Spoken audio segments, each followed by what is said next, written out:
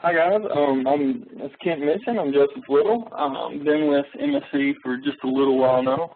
I'm a recent graduate of Mississippi State University, where I was involved with MSC for several years, a couple of which I was the chassis leader.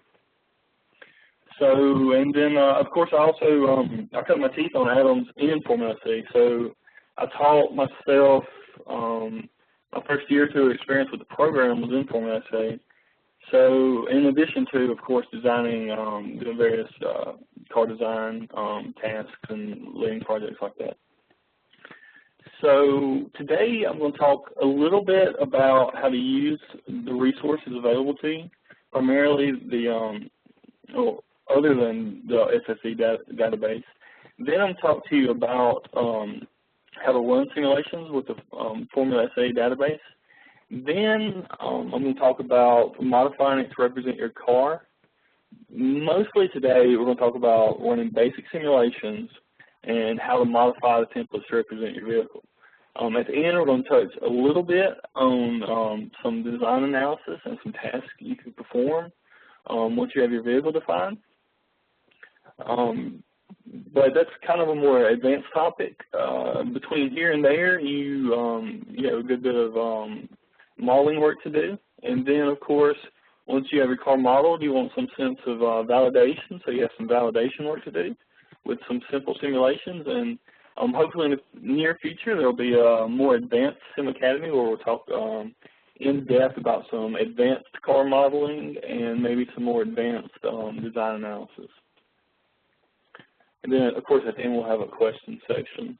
I don't know if we have anybody here who's doesn't already have the sponsorship package, but the email is university@mscsoftware.com.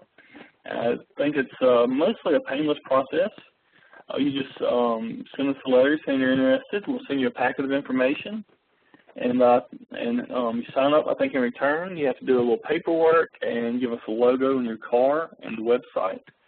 And then you get, not only do you get the motion bundle, which includes all of the Atoms products, but you also get the FEA bundle, which includes several of the FEA products. And these are all fully featured, so you get full commercial versions of the software.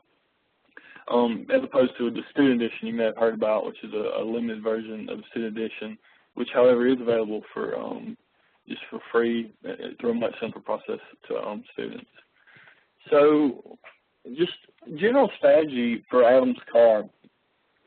Adam's car is a very robust vehicle dynamics simulation program. It's designed for people in the industry and companies in the industry who are interested in doing long-term projects. So it's very the descriptions of the vehicles are very in-depth, and a lot of simulations can be very involved. But with the template-based products like car, you can go in and do some slight modifications to the car and have a fairly good model. But you need to go ahead and decide if you're going to commit to using Atoms that you should commit to doing some of the basic tutorials, just to prepare yourself and get familiar with the interface and program in general. So, and the best place to start is the Getting Started with Atoms Car tutorials. We'll mention how to get to those in just a minute. Also, once you get the database, you have a simple model of a car. So you want to, first thing you want to do is you want to try to run simulations with the template model, and just to get a feel for running simulations. And then you want to customize the model with your hard points and mass information and shock data, etc.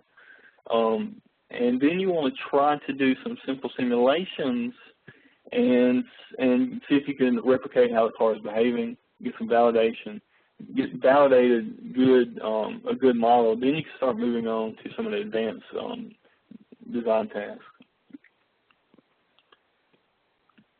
All right, the Getting Started tutorials, I'll go ahead and fire up Adam's car. So the Getting Started tutorials are in Adam's Help. Not Adam's Car Help, but Adam's Help.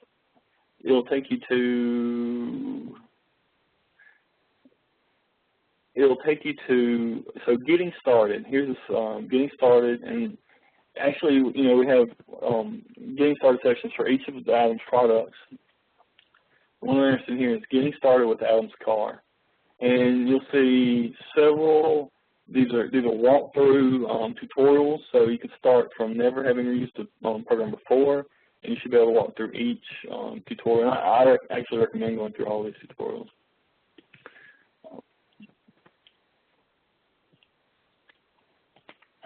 And then, of course, you want to get the Formula FSAE database. So this stuff is really important that you register. You register on the website. And this just gives you a login. It's the same login you will use for anything on the website. So you have to register, and we have to make sure you're one of our Formula FSAE students, and then we'll give you access. But it's very important that you do this because you want access to SimCompanion. You want access to the forums. And then you want to go follow this link, or you can just search the keyword FSAE. It'll be one of the top hits in SimCompanion, and it'll take you to the SimCompanion. And let me click on that. So here's the SimCompanion. I'm not logged in. Let me log in with my university.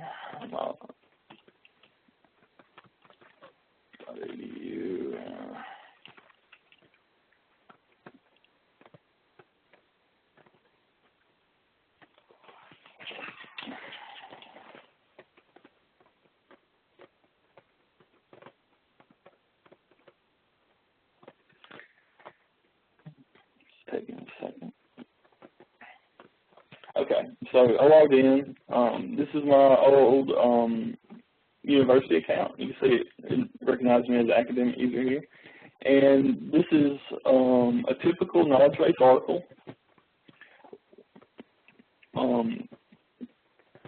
And it has basic instructions, and it has this PDF right here. This PDF contains a good bit of information. So download the zip, download the PDF. The PDF will walk you through all the way up until the point of running a basic simulation. So when you get through this PDF, you'll have the model loaded into Adams, and you'll be able to run the simulation.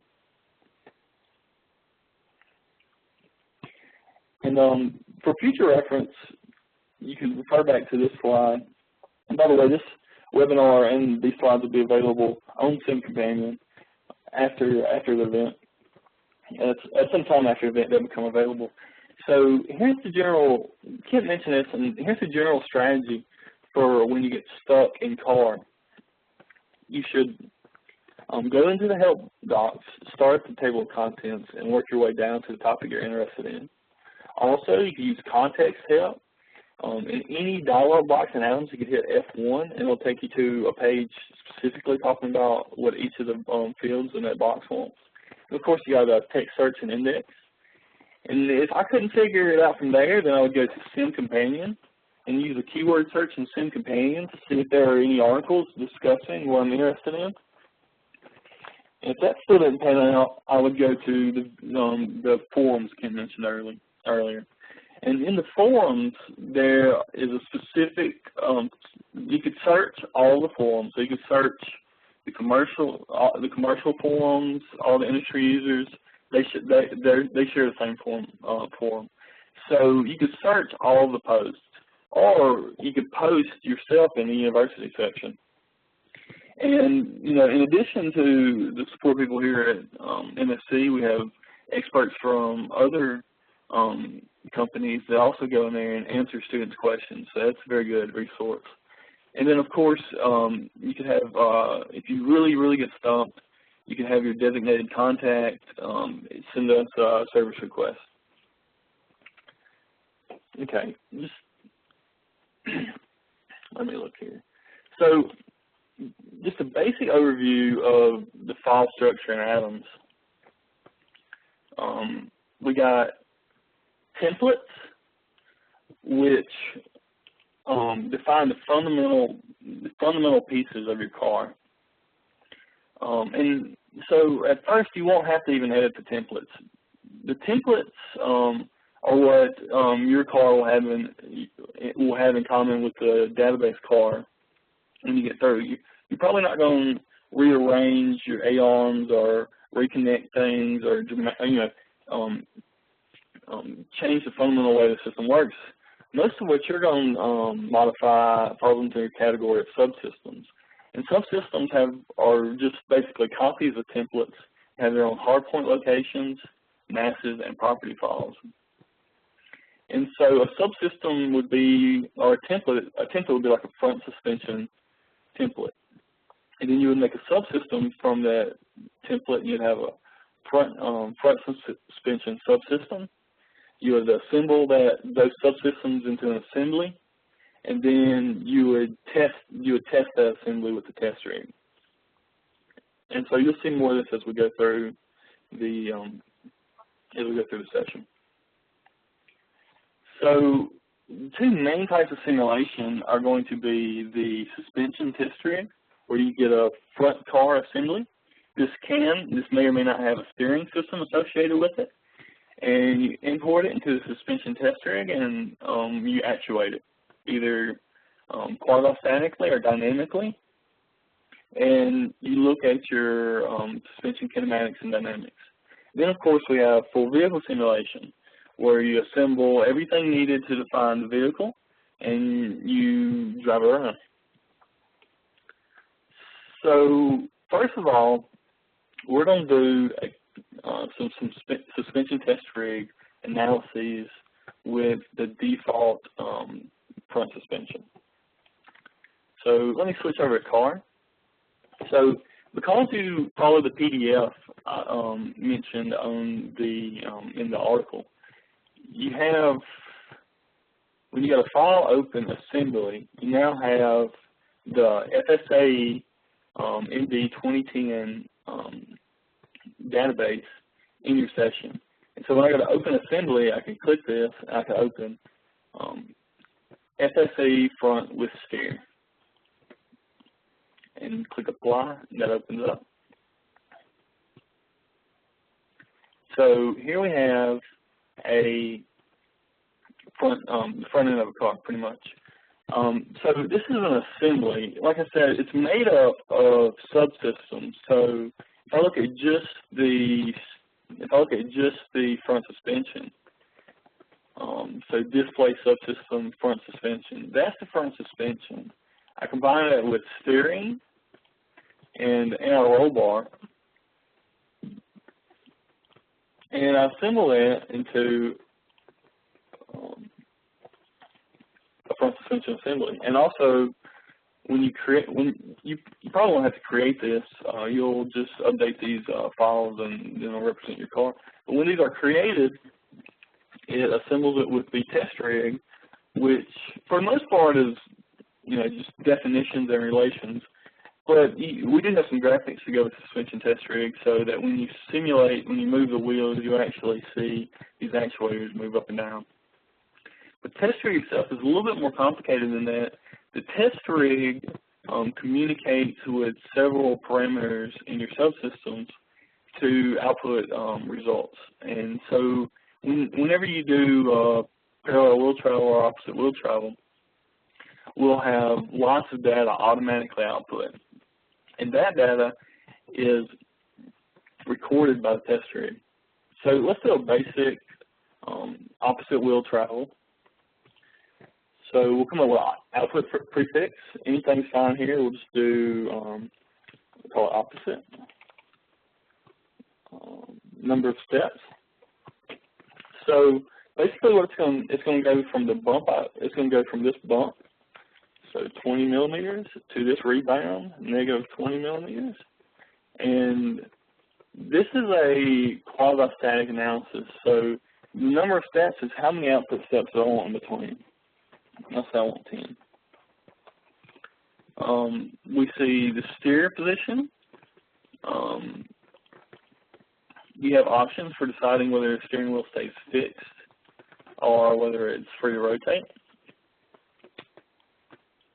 Here we're just going to leave the fixed steer position. And then we'll hit apply, and we'll see it start to simulate. And close out of that, close out of that. And we'll review. So just ran your first simulation. The first thing you want to do usually is watch the animation. So that's review animation controls, and we'll play it. And it's pretty quick. We only have to put 10 steps, so it plays them pretty fast. But we can see that it behaves about like we would expect it to. So now we'll switch over to post-processor, which is the tool we provide for analyzing data output by simulations with F8. And so now we're in post-processor. So in post-processor, we want to usually load a plot. Of course, this analysis is already loaded. And we'll take a look at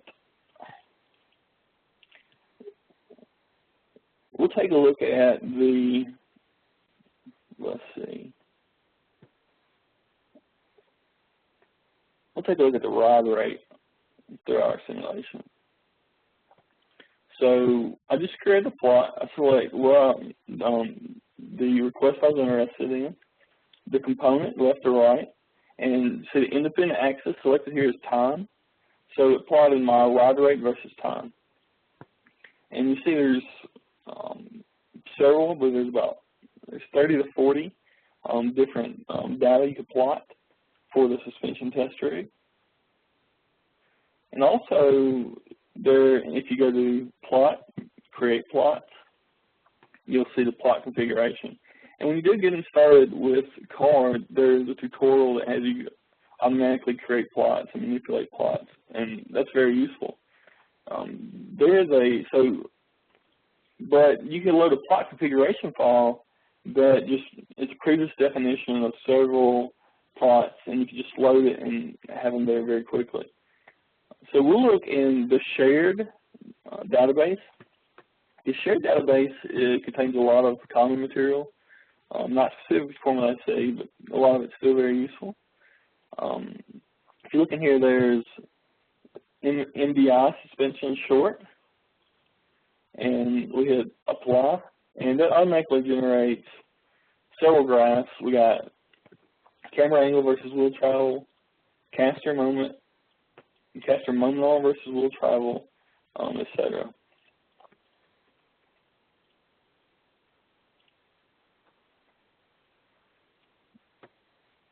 Okay, just now I'm going to take this chance to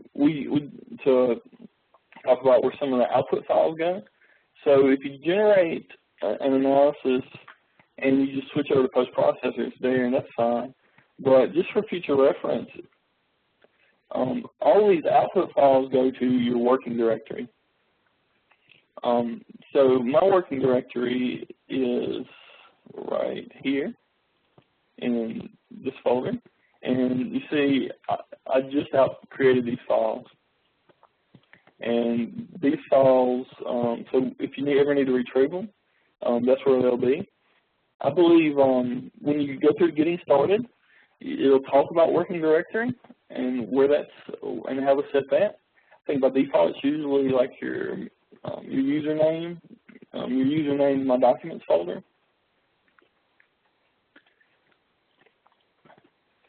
Okay, so that was a quasi-static suspension of the analysis. Let me play that animation again. I guess a lot of teams are going to be using this to find out their camber gain through their suspension travel.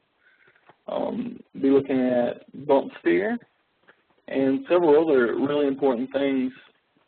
But this is still quasi-static analysis. It's pretty much solving for each increment quasi-statically. So if you want to get some of the dynamic effects, mainly the effects of the dampers and some of the dynamic effects of the tires in the suspension test rig, we do what's called a dynamic analysis. And a dynamic analysis allows us to go through and specifically define all the forces acting on the suspension and run that simulation. And this is important for looking at how the damper behaves and for doing some load analysis on the suspension when you know the conditions you're looking for. So let me switch back to car. And I will now learn a dynamic suspension analysis. So suspension, well, let me mention these four. You've seen opposite wheel travel. We also have parallel, roll, vertical force, single wheel, steering, static load. But right now we're going to look at dynamic. So we'll call this DYN. And we'll run it for 10 seconds. We'll do 400 steps. So generally, you could do as little as 10. You could do 10 steps per second. But if you want really high resolution output for visualization or data, you can change it up to 400. So now it's outputting. That's going to output 400 frames per second. No, 400 frames over 10 seconds. So 40 frames per second. And we got excitation mode. There's several options. This is how we're going to excite the tires. So I select displacement. And let's do a sinusoidal displacement of the tire. So this, by default, dialog boxes like these are going to accept model units. So when I type in 20, that's going to be evaluated as 20 millimeters because the model is set up for millimeters. And then I'll just go ahead and define the function. Sine time.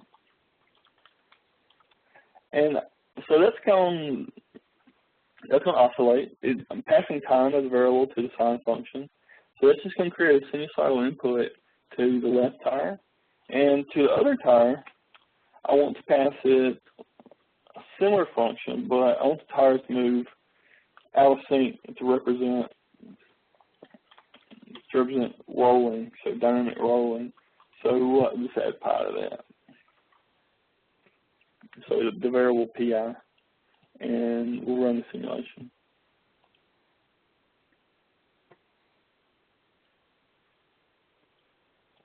Okay.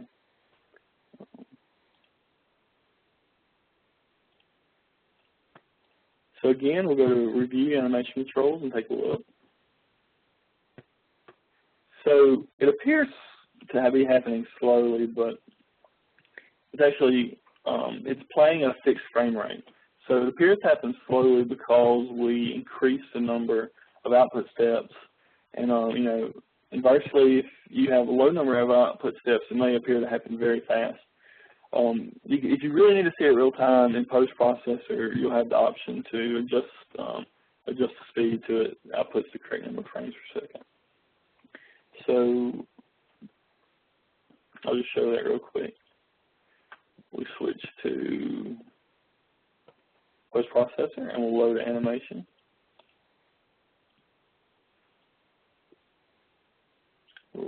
Dynamic.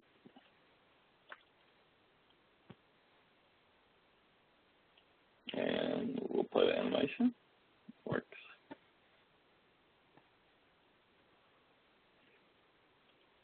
And we can increment. We'll do a frame increment. We'll play a little bit faster. And because it's dynamic, you'll see. So let me explain this. I went to split view, and this other view over here, I'm going to load plot. And I'm going to, first I'm going to show you some of the damper data. So force, right? This is from the first kinematic suspension simulation. You see no damper force was acting during simulation because it was quasi-static. But when we look at the dynamic, we see that of course the damper is acting. And so it's pretty intuitive which things you can look at with quasi-static simulation and which things you need dynamic for. Now, it is quasi-static, not purely kinematic, because we can still do, we still have the tire deflection in there, defined by the tire property file, and we still have force-based roll center that's being calculated. If you look down here, roll center location,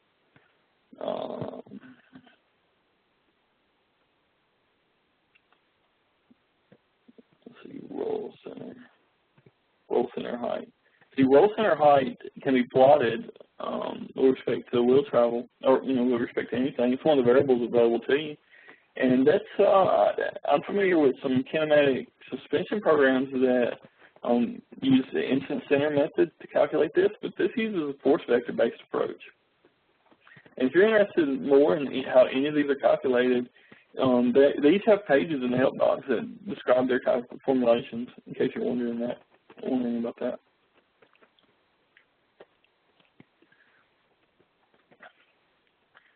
Okay, so now we've run a couple simulations with the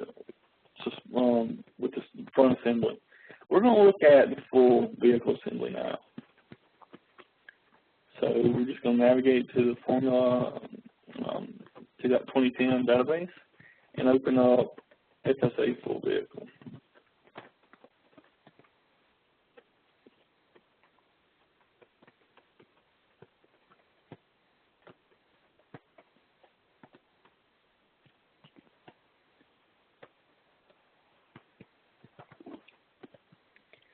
So here we have the Formula SAE template vehicle, or I guess I should say the Formula SAE database vehicle. It's pretty standard vehicle setup. We have your belt crank actuated shocks, and we have some Formula SAE specific tires. Just fairly generic. So it's a generic Formula SAE car. So it's not going to probably have similar characteristics to what you're dealing with, but it's close enough that you can run some simulations with it and test it out and get a feel for a program. So if we look in the full vehicle analysis menu, we have several types of analysis. We have open loop steering, and we have cornering, straight line. We could do a lane change, and we have a bunch of advanced options for doing full vehicle analysis. So open loop pretty much means that you're going to define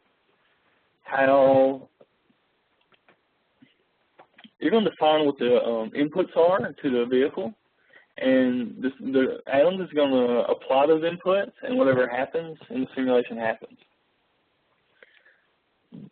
Another type or classification of analysis would be the closed loop. For example, constant radius cornering. Constant radius cornering, you're not going to tell it what controls to apply to the vehicle. You're going to tell it how fast you're going to tell it to achieve a certain goal. And in our case, we're going to tell it to achieve a turn radius of 8 meters. That's about what the Formula SAE skip out event radius is, I believe, about 8 meters. And we're going to tell it to, over the course of 10 seconds, start with an initial acceleration of 0.5 g and reach a final lateral acceleration of 1.1 g.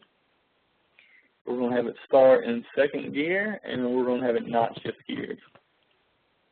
So you could or you couldn't. Of course, the gear shift will disrupt the dynamics of the vehicle. So this analysis just gives us a good idea for what the nearly quasi-static lateral cornering capabilities of the car are. And we'll call this 1-1. It's an arbitrary name. And hit apply.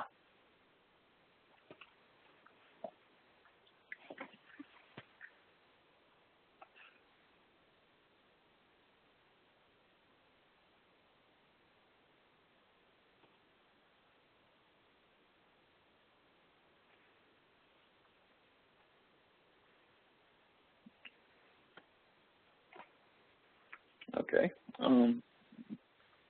So now that has ran, we'll zoom out. I use the F button there to fit the view and review, and we'll play our animation. You see the car driving around the track. Let's look at some of the animation options while we're still in Atoms. Let's just do a top view, zoom out. Let's do a window fit over the vehicle, and let's try it like this. So this is the top. I looked at the top view. I'm looking at the vehicle. So now I want to focus on the vehicle. So I can zoom in on it.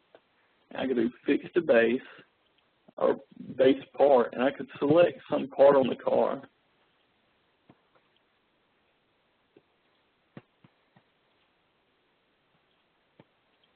And have that be my base part so that when I play, the simulation follows that part. So it happens kind of fast. You know, perhaps I should have output more steps, but that'll be fine because you can always switch over to post-processor and play at whatever speed you want. So let's load the animation of the event we just ran. So we named it run1. This underscore CRC suffix is added to the end because what type of analysis it is. It's a constant radius cornering. And so we're going to load that animation. And we'll zoom in on the car. And here we'll do the same thing we did before, pick a base part. And we'll lock the rotation. So we'll have the camera spin with the part, and then we'll slow the speed down. Watch. So let's slow down a little bit more.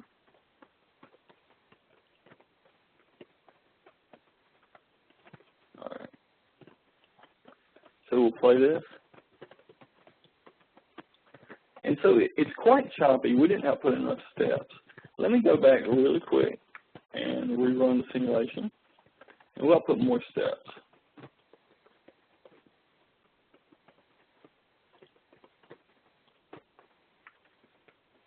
So step size is 0.1, so 10 steps per second. Let's make it a little bit bigger. It does about 40 steps per second. And we'll just rerun that real quick.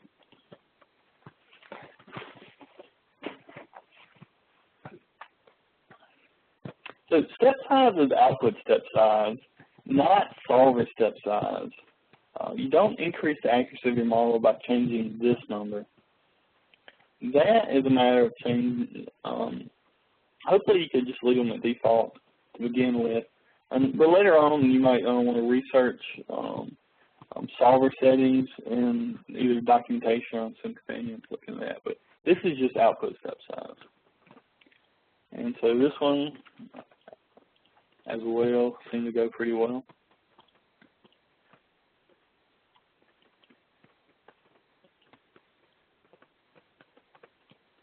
Let me turn that off.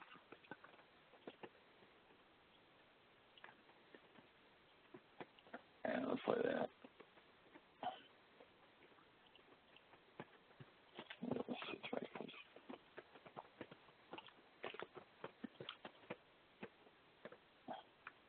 Okay, let's reload the animation.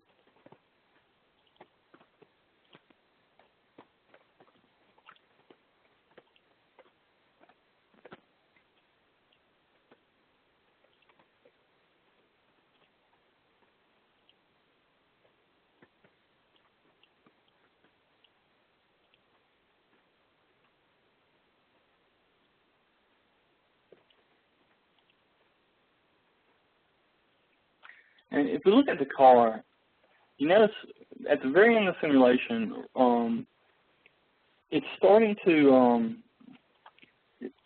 lose traction. So we back it up a little bit.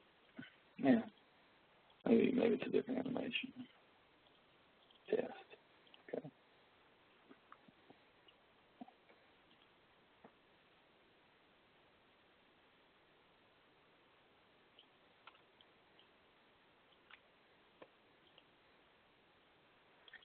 We started to lose traction.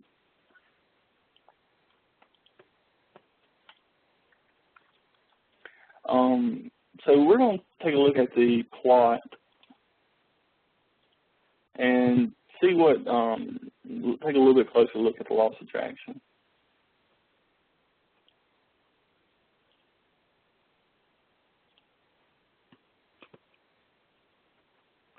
So we have, for full vehicle analysis, we have a slightly different set of data. Some is the same. A lot of the very interesting things are in condition sensor, and we'll look at lateral acceleration.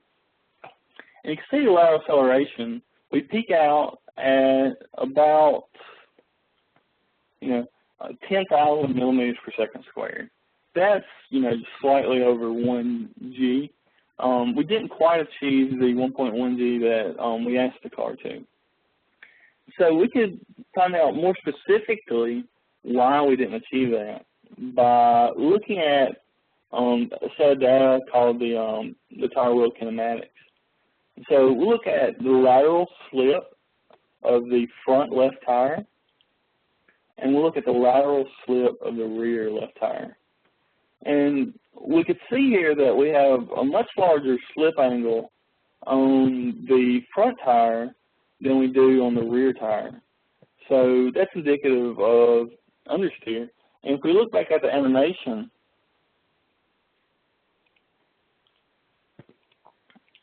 that's what the model appears to do at the very end. It looks like it's pushed out a little bit.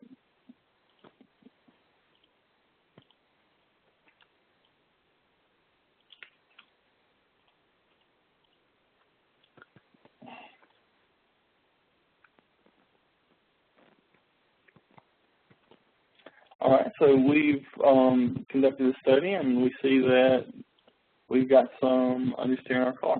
And later on, we'll look at making some changes and see if we could change the amount of understeer. But for right now, we're going to look at some other full vehicle simulation options. So once you get ready to move beyond the basic full vehicle analyses, you'll want to move on and start defining your own events and designing your own roads. So in the event builder, we could build custom events. So pretty much these are wizards for defining simulation, if you will. You fill out the parameters, and the program creates your event file. So the file describes how you want the car to act. But for describing in-depth events and custom events, we go into event builder and build your own event. And an event is an assembly of several mini maneuvers. So you add several maneuvers. So if you go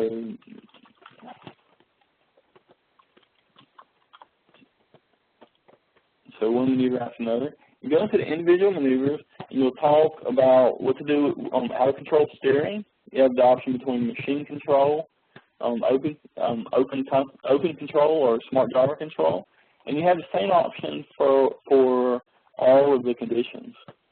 So for steering, I could say constant, hold the steering wheel straight.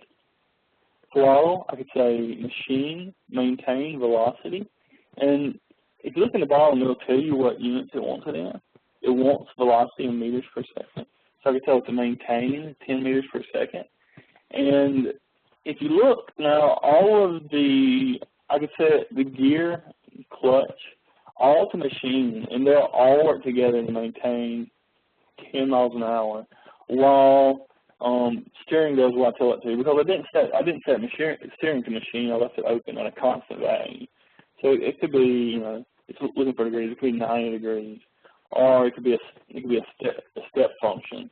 It starts at one function, steps to another. Of course, you have sinusoidal, swept sine, and some more advanced options. So for making advanced events, you also want to be able to make advanced roads to drive your car down. We have the road builder. We're running kind of short on time, but in the tutorials available, there are There are tutorials that walk you through building your own roads and defining your own paths. So I'll just mention it very briefly. The road builder you can build by adding points, or you can use the road generator to talk about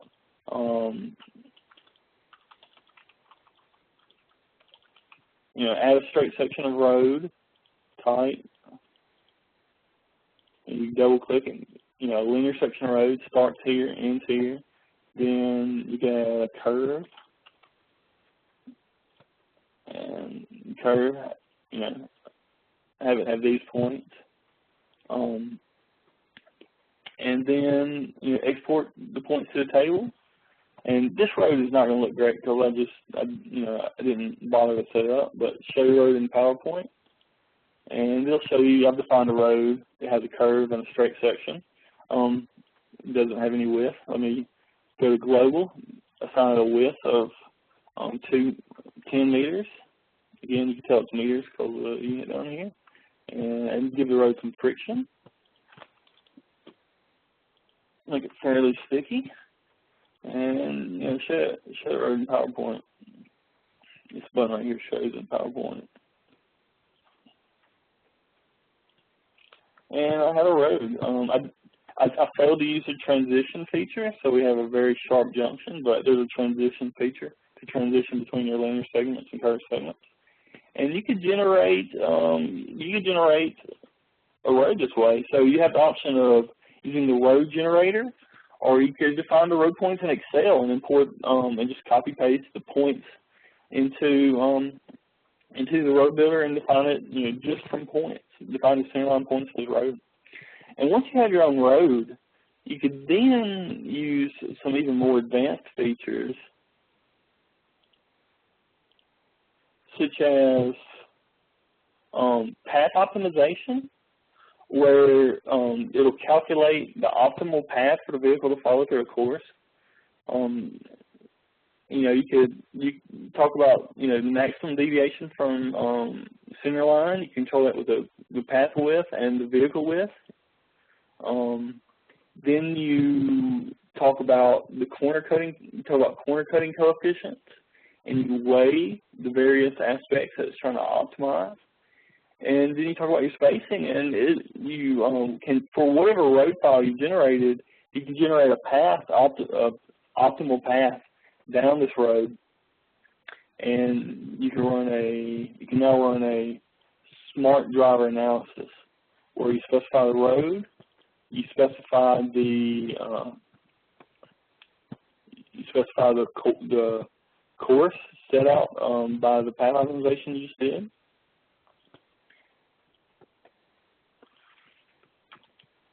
And you can run a smart driver. Hopefully we'll cover these in more topic, in more depth in a future SimAcademy session.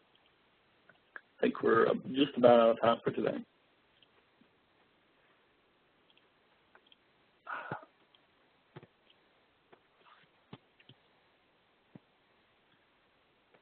So that's simulation. That's how to run your dynamic simulations. What you want to know is how to modify your vehicle. So that basically breaks down into defining your own hard points, modifying the masses of various components, and then modifying your property files. Tire shocks, your powertrain, and air forces are all modeled by property files. And editing a property file is a matter of right-clicking on the component in the graphical display and just clicking Modify.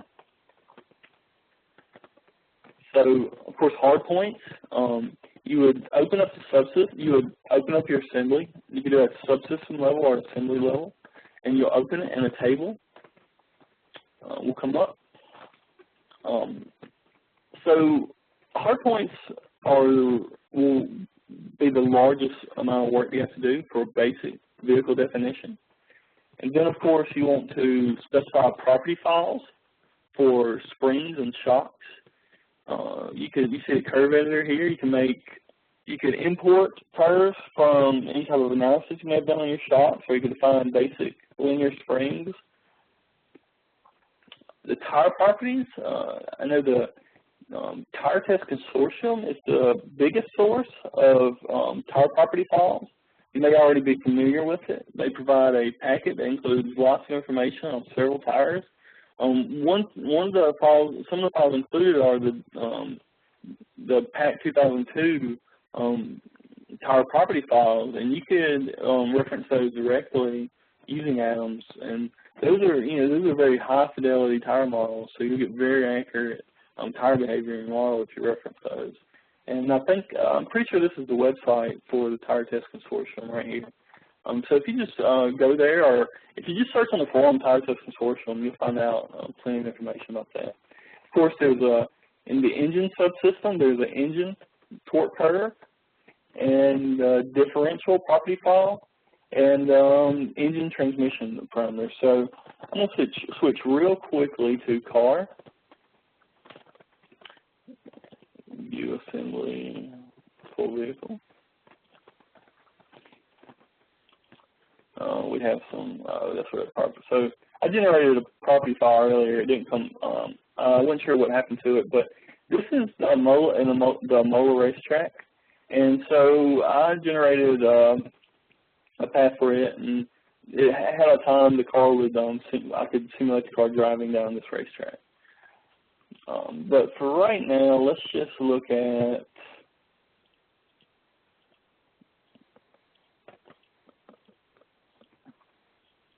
the front suspension subsystem. So adjust hardpoint table. And here we see our table of hardpoints. So what I'm going to do, I'm going to put you at a very in-depth guide on how to modify, on what each of the hardpoints represent and how to modify those. So if you look at the powertrain, so powertrain.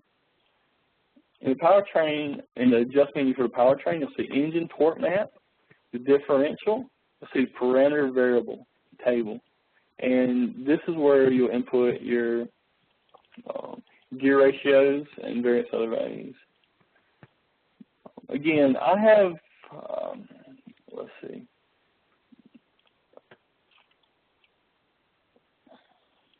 So in Sim Companion, if I search FSAE,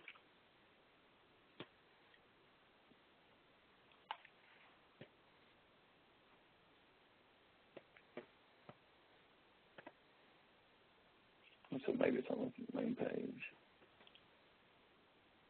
So there's this article. I'll link this article to both the article for downloading the template, and I'll link it to the article describing this webinar. And also, if you're on the forums, you may already be familiar with some posts I've made where I've linked to this document. So if you're looking at the article, it's basically just an article talking about download this file.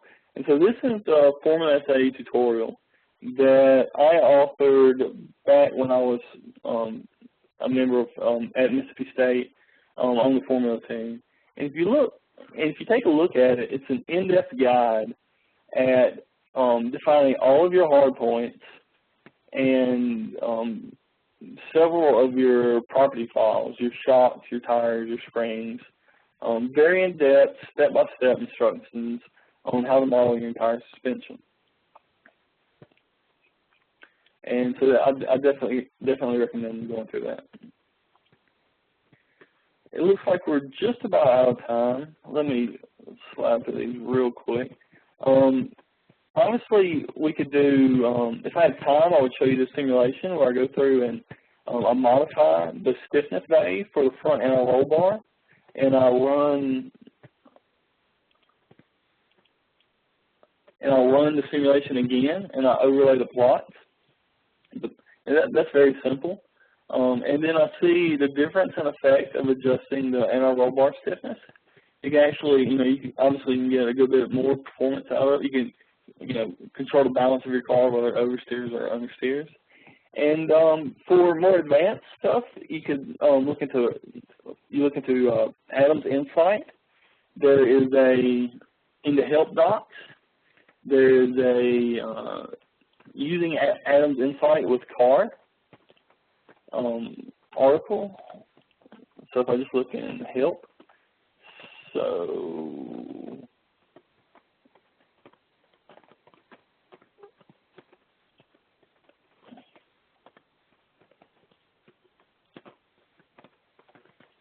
so you see right here is an article, Using Adam's Insight with CAR. And this will walk you through an optimization process where you do a robust design of experiments on a property of a suspension assembly. So Adam's Insight is our robust optimization program that allows you to do design studies, design of experiments, and optimization on your car. And that's something you want to do after you have a semi-verified model. But it's definitely definitely very, very powerful tool for optimizing your model. And of course, you can export loads on a rigid body. So take any part, say particularly the bell crank. After I've ran an analysis, I could simply select File, Export,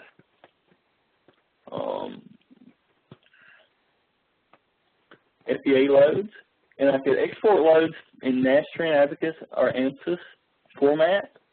These are testing machine formats. These last two, and I could choose my analysis, and I could export the loads on a rigid body, and it'll export that, and it'll generate a text file. Just take a quick look at a text file generated for a bell crank.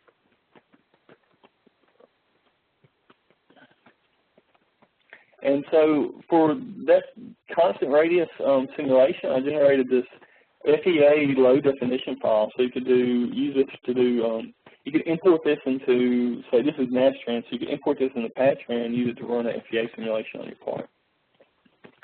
And then of course there is flex bodies. You could generate flex bodies, put flex bodies in your model and actually be able to visualize the deformation. And that's an advanced topic, and again, in the Getting Started tutorials, there's an Adams Flex simulation that has you replace the control arm with the FSAE, with the flex body generated from FSAE. I think now I'm going to open it up for questioning. Hopefully we didn't lose anybody because we ran just a little bit over. All right, well, thank you very much, Joe. That was very informative. There's a number of questions that have been typed into the Q&A and the chat panels, and Walt, Daniel, and myself have tried to answer some of them. Joe, I might read some of them out to you. Actually, you can probably take a look at the ones in the Q&A. Maybe we'll start there, and if you don't mind scrolling up in the Q&A panel, we'll start there, and then there's some in the chat panel that we might have to read out to you. Okay. So Walter answered this. The chassis is rigidly contained in the suspension test rig. There are a few analyses that involved events that you can't. There are a few analyses that involve data you can't tell just from the definition of suspension. So there is,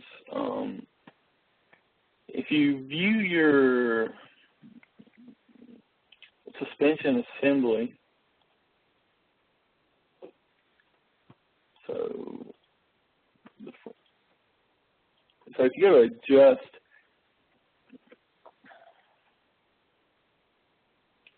suspension, set suspension parameters, and it's kind of intuitive. You'll notice there's some data available and some analysis available where you need to know more about the car. And so this is where you would define that, and that's how you can perform those analysis with just the front suspension. And I'm sure if you're looking for the suspensions, that'll come up. And so this is important to find for certain values and for certain suspension assemblies, and that is in simulate suspension, set suspension parameters. Well, there's also a test rig for like a 4-post rig for a full vehicle, so that's a fully sprung chassis mass. Right. Because I think what Chris wanted, his question was that, sorry, I should have said this, is that he was interested in studying the dynamic response of the chassis as it's being stimulated. So So as Walt said, one suggestion might be the four-poster or the general actuation analysis, perhaps? Okay, so I read a second question. In all the models, the chassis is rigid. So the control arms are connected to the chassis with bushings, but the chassis doesn't deflect. But to do that, you would need to go in and do a complex, flexible chassis definition, which is fairly involved, but not undoable. If you look into some of the, go ahead. I don't think he's talking so much about the flexibility of the chassis itself as just the sprung mass, because like in the front suspension test rig, there really isn't a sprung mass. You basically are bolted into the fixture. But if you put a full vehicle on the four-post test rig, you've got a fully sprung mass, and now you have the dynamics of the chassis. Right. So, yeah. So if that's what he's asking, then yes, you use the four-post test rig to do that.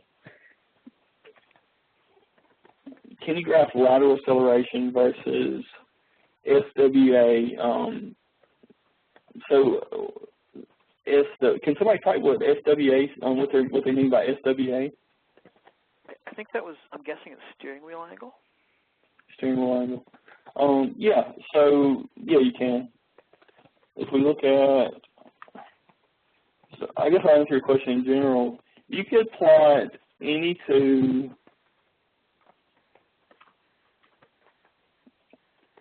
Joe, you can start sharing again if you want to as you answer these questions, but currently you're not sharing your screen, I don't.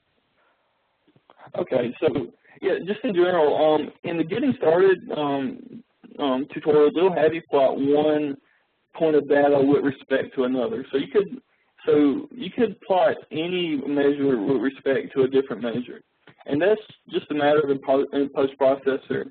In the bottom right corner, you'll see independent data, and one option is time, and the other option is you click data, and it'll open up, and you can select steering wheel angle. So steering wheel angle and lateral acceleration are both measures that are available. So the answer to that would be yes.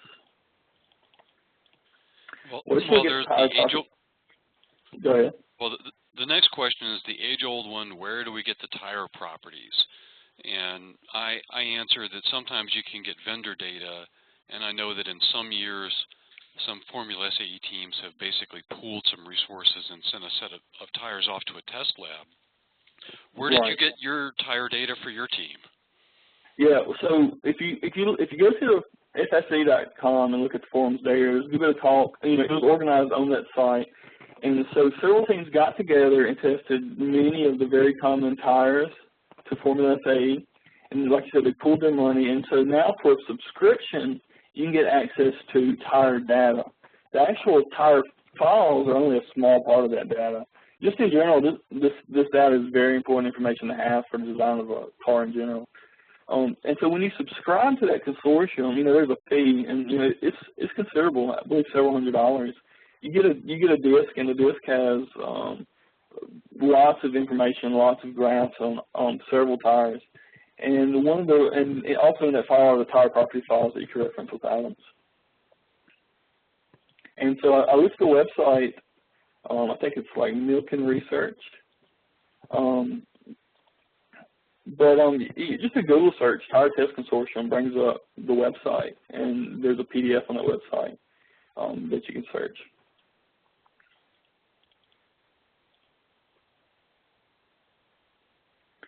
So, go ahead. Sorry, I was going to say that there's a question from Kim Parnell, who's an advisor for a few teams currently, and he was mentioning that can you give us any direct thoughts on how Adams helped your team improve the vehicle performance? Right. So we did a lot of dynamic. I did a lot of FEA, and so I used Adams for a lot of my loads. The simplest case is looking at the largest load, just looking at the moment of peak acceleration. So have the car hit a bump or have it take a turn, look at peak acceleration, and pull out the load acting on a component, say the upright. And at that time, and you can get peak loads for FEA, and of course you go from there and you do weight optimization. So I did a lot with that directly. And also for suspension, when you're in the design process, you only know so much about your car. So you model the hard points you're thinking about going with, and you can run the car in atoms, and you could do balancing to make sure the car is well balanced, don't oversteer, understeer. And you can get estimates at what you want your anti-roll bar stiffness to be. Obviously, you want your anti-roll bar stiffness to be adjustable. But if you already have a car and you're looking at putting an anti-roll bar on it, you could experiment with anti-roll bar stiffnesses to get a ballpark estimate of which ones are going to give you the balance you want. Now, obviously, the long-term goal should be to get validated models of cars and perform intensive optimization. So whatever's adjustable in your car, whether it be your camber, or whether you can relocate, play with your weight distribution, or maybe even change out control arms. You could simulate all those and just get a really optimized model using atoms.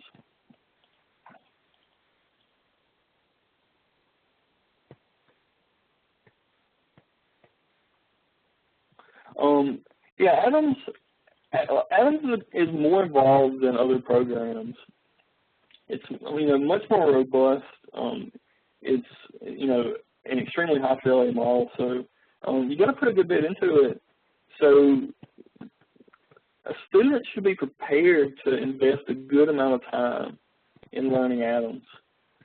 But in the end, it's well worth it because the program is very powerful, and just from a student standpoint, knowing especially if you're interested in vehicle dynamics, knowing Atoms is going to be very, very, very beneficial in the future. What I did was, MSC offers the week-long training sessions at a very heavily discounted price for Formula SAE students. So I flew up to Michigan, and I took the Atoms View training course, which is the basic program that's not specific to car. And there you learn, just about the basic fundamental construction of the model. And then I flew up and took the car training course, which went through a week-long in-depth series of tutorials where we performed lots of sample simulations. And they're all with the demo car model. So the demo car model is very similar to the Formula SAE. So if a team can send people up for the training sessions, I would highly recommend that. And it's a huge jump start in getting up to speed with the program. And then, of course, just devote time to doing tutorials. Work through all the getting started tutorials and be vigilant about searching SimCompanion and the forums for information and other examples. Joe, I might add to that we do hope to do more events like this. So perhaps we'll have a follow-on event that's a Formula SAE Advanced. As well, we're going to have a users conference in North America. That's in October. It'll be in California. And we've got one-day training planned specifically for Formula SAE in Adam's car. And so that'll be at a very reasonable price. So there'll be a small price for that. But if you are able to attend our users conference in California, if you're in the area, please consider taking that for a day. And then finally, one last thing is that we are pushing to get some of our training class online, meaning that the car one probably won't be online for a little bit yet, but in perhaps another few months, we might be able to get this Adams car training class, offer it online, and therefore take out the travel component of it, meaning that for students it might be more accessible. Yeah. Joe, related to the questions about students, can you give an idea what kind of simulation times you're looking at on the kinds of computers students would own? The Atom simulations are usually very very efficient. I think I got a regular Dell laptop. It's like got a record to a duo in it. And you can do constant radius cornering at, not much more than real time. The only time the program really gets bogged down is when you try to do large tracks, when you try to simulate running through a large track with maybe some smart driver and optimization. But even then, if you have any experience with doing FEA, it's in general nowhere near as computer intensive. Our team had a quad-core desktop that we used for simulation a good bit, but I never felt the need to not get off my regular laptop and get on that computer. So just in general, if you have a laptop, it's probably fairly capable of running simulations. Right. The official system requirement, I think, is 1 gigabyte of RAM. You really should have 2 if you're using Windows. You need a reasonable processor from the last few years or several years. Make sure you have a decent graphics card. It doesn't have to be top end, but it shouldn't be, bottom of the barrel. And it's always a good idea to update your graphics card's drivers. Adams 2010 and 2011 will work on Windows 7. They are officially certified for Windows 7. There are both 32-bit and 64-bit versions. Generally, licensing is done at the university, so that typically entails being on the university network or getting into the university network through a VPN to pick up a license from the university. We generally don't do direct licenses for student machines. The license has to come from the university. Right. But yeah, so if you work with the university, as Walter mentioned, you can get VPN access to, or your university should work with you to get VPN access to the license, so you can be out there in the field, with access to Adams on your laptop while maybe you're doing some validation. So Chris Patton asks, is there a straightforward way to perform a constrained vehicle slip simulation?